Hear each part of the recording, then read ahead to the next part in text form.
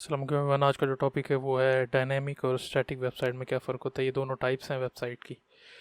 तो इनके बारे में शुरू करते हैं। पहले तो है स्टैटिक वेबसाइट। स्टैटिक वेबसाइट वो होती है इसमें सिर्फ HTML जावास्क्रिप्ट और CSS इस्तेमाल होती है। ये कभी चेंज नहीं होती, स्टैटिक रहती है। इसके अंदर आपको अगर चेंजिंग करनी है तो आपको जो है वो स्क्रिप्ट चेंज करना पड़ता है। ये जैसे पोर्टफोलियो हो गया या किसी के बारे में अबाउट, जैसे कोई कंपनी है तो उसके बारे में जो वेबसाइट होगी वो कभी चेंज नहीं होगी, उसमें कोई डाटा नहीं है कि हाँ ब्लॉग आ सकता है। ब्लॉग जो है वो डायनामिक वेबसाइट होती है, ठीक है। और इसके लिए जो है ना आपको स्क्रिप्टिंग का नॉलेज होना लाजमी होता है। जैसे मेरी अपनी वेबसाइट है जो मैंने आपको दिखाई थी, इसके अंदर कुछ चेंज नहीं होता।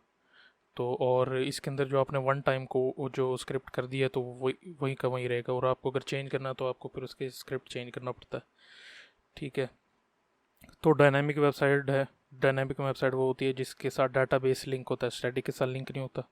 डाटाबेस के अंदर डाटा होता है वो सारा उठ के जो है वेबसाइट के ऊपर आके आपको शो होता है। जैसे फेसबुक है और ट्विटर है, ट्विटर पे आप ट्वीट करेंगे तो वो डाटाबेस में जाएगी और फिर डाटाबेस से उस प्रोफाइल के ऊपर शो होगी कि उसने बंदे ने वो ट्वीट किया है।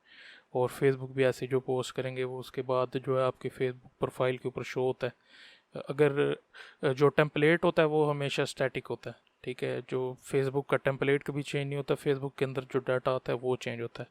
इसके लिए आपको जो मेन चीज़ें हैं वो डाटाबेस होना चाहिए, HTML CSS जावास्क्रिप्ट। और आप PHP की जगह कोई और भी इस्तेमाल कर सकते हैं, जावास्क्रिप्ट का फ्रेमवर्क भी यूज़ कर सकते हैं, Node.js भी यूज़ कर सकते हैं और एक्सप्रेस भी यूज़ कर सकते हैं, ठीक है। MySQL डाटाबेस है, इसकी जगह MariaDB भी होता है, फायरबेस भी होता है, ठीक है। जो मैं आपको करूँगा वो आगे MySQL होगी, ठीक है। इसमें यूज़र जो है वो डाटा देता है, डाटाबेस के अंदर स्टोर करता है और फिर बाद में वो स्क्रीन के ऊपर शो होता है, ठीक है। ये सिर्फ इतना सा फ़र्क है।